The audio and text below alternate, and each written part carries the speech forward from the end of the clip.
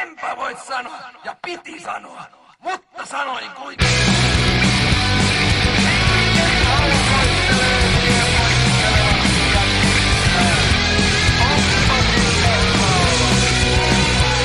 Tuo tuleva kaupungin valtuutettu, tuo rehevä vanha muheva kettu. Sympatiaat heville ja hatkan polkkaa leville. Lordi on selättänyt arjat korisevan, Niilosen paskat piittaa. Kintalansa piittaa. Niilo hiillostaa, vasemmistoa huudattaa. Painu vittuu sorvari. Mä oon porvari. Niilo hiillostaa, vasemmistoa huudattaa. Painu vittuu sorvari. Mä oon porvari. Tuota Niilon sapluunaa, tuo epäkesko Heinoseiniin duunaa.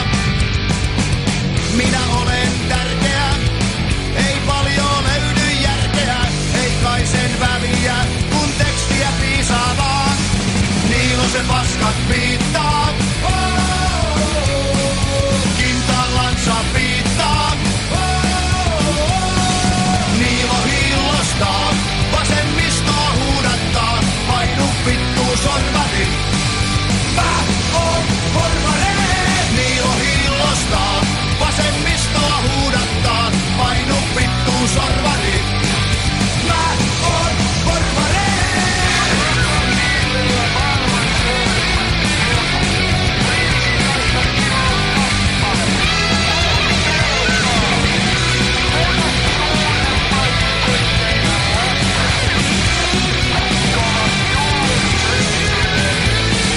Niilo hiillostaa, vasemmistoa huudattaa, painu vittuu sorvari.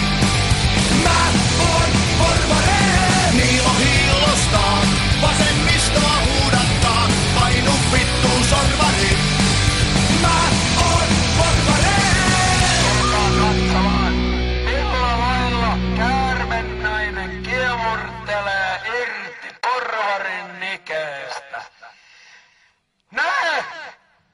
Melkein aito Matti Vanhanen makaa flekuna ja käärmennainen on hänen ympärillään. Lisää rahaa lupaa Katainenkin. Jos nyt keskimäärinhoitajille on jo tarjottu yli 300 euroa, niin sitten nähtäväksi jää, mitä on ne loppuvuodet. Ja varmaan silloinkin jotakin palkankorotuksia tulee, ellei nyt jo tehdä sitten sovittelulautakunnassa pidempää sopimusta.